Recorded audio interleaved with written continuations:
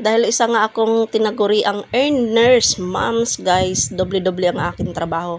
Akala nyo lang wala akong trabaho dito sa bahay, pero ang totoo, sobrang busy ng sarili ko. Walang oras na nabakante. Babakante lang ang oras ko kapag ako ay tulog. Madalas talaga guys, ang bahay kong magulo-gulo.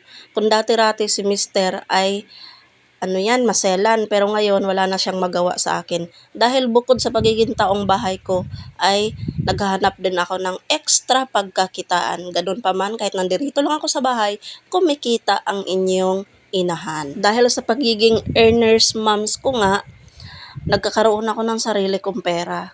So kapag may binibigay sa akin ni Mister, kukunin ko syempre at itatabi ko lang yan. So gumagastos ako ng gumagastos sa mga dapat kong gagastusin. Wala akong problema at may pagmalaki ko dahil pera ko man. Kung napansin nyo man sa intro ng video nating ito, nakita nyo yung aking isang phone, naka-live po iyon. So habang may ginagawa ako, nagla-live din ako sa mga iba't ibang apps, HR, iba't ibang apps. Isang apps lang po yun.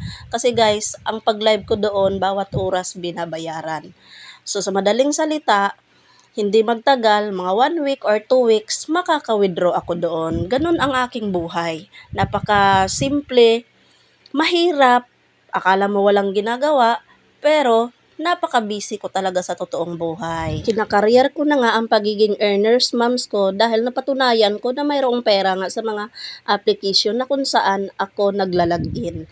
Kaya kung minsan nakikita nyo sa aking mga reels, akala mo pagod na pagod talaga ang buhay ko. Kasi nga pagod nga naman, kulang sa tulog, puyat, pagod. Kasi nga guys, nakaupo man ako dito, nagtatrabaho pa din ako katulad ng nag-i-edit ako niyan. Kaya kung minsan, sa mga reels ko, antok na antok ako at pagod na pagod. Kung hala kay, mahuman naman na itong video. Salamat!